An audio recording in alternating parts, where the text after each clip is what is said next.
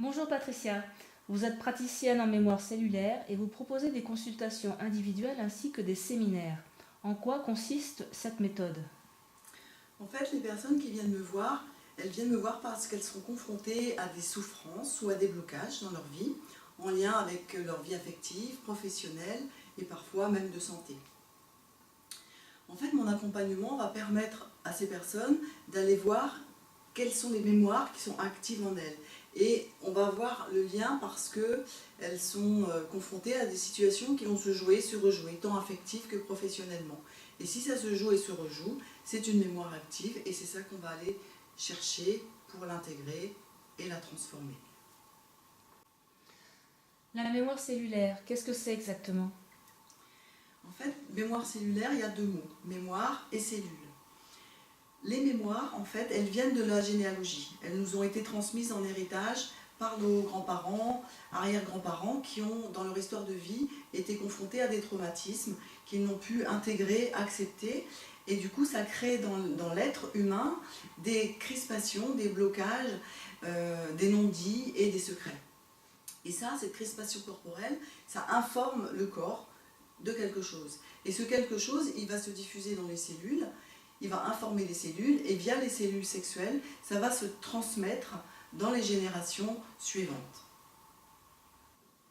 Nous prenons corps entre le moment de la conception et la naissance. Et le fœtus que nous sommes va fusionner avec sa mère. Et donc par là, va fusionner avec tout ce que va vivre la maman pendant cette période. Ses mémoires, ses chocs de vie, ses émotions, ses sensations.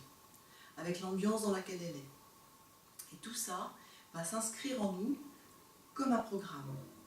Et ce programme, on va le dérouler tout au long de notre vie, jusqu'au moment où on va prendre conscience que ce que l'on vit ne correspond absolument pas à notre aspiration, à ce que nous voudrions vivre.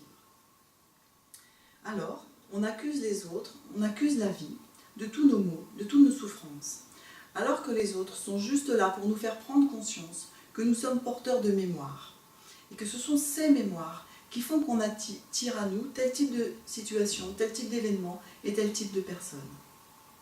En fait, on n'est pas libre, on est conditionné par notre programme.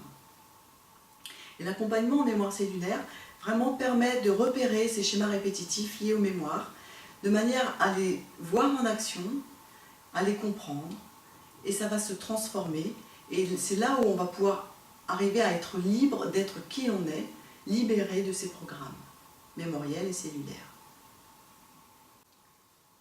L'accompagnement en mémoire cellulaire consiste à prendre conscience que l'on joue et que l'on vit un schéma répétitif en lien avec notre programme.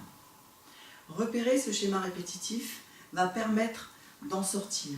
Sinon, il se jouera et se rejouera jusqu'à la souffrance physique et émotionnelle. Mais que faire pour se libérer? En fait, rien. Il n'y a rien à faire dans le sens où on l'entend.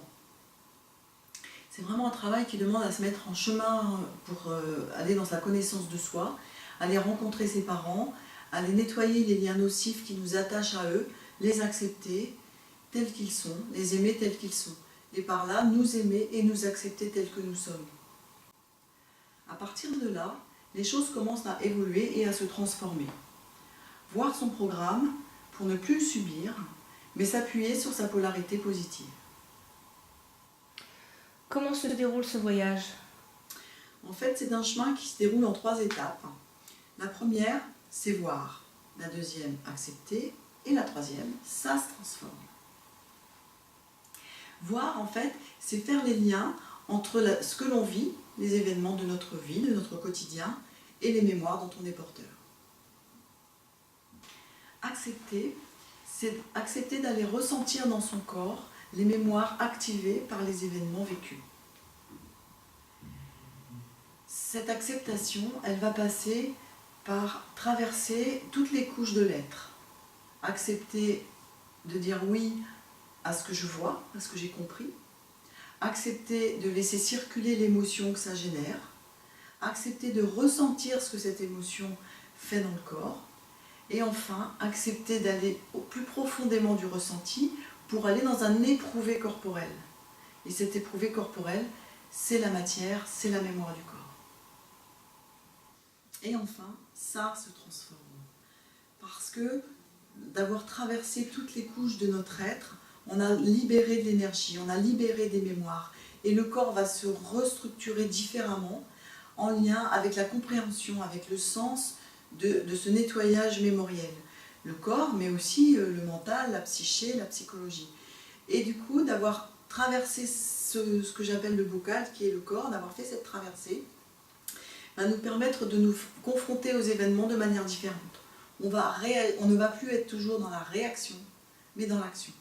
Et du coup, les événements qui vont se présenter à nous, on va les vivre différemment, et même certains ne se présenteront plus.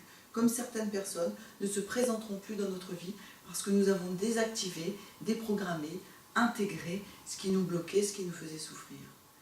Et du coup, on arrive dans une forme de libération. Et en conclusion, je pourrais dire que en fait, tout ce qui ne s'exprime pas, en termes de pensée, de mots, d'émotions ressenties, s'imprime. Cet accompagnement permet de mettre des mots sur les mots, de faire des liens, de mettre du sens sur notre histoire, pour ne plus la subir, mais retrouver notre libre arbitre. On sait qui l'on est, on sait d'où on vient, et on est libre de reproduire ces schémas répétitifs ou de trouver une autre voie.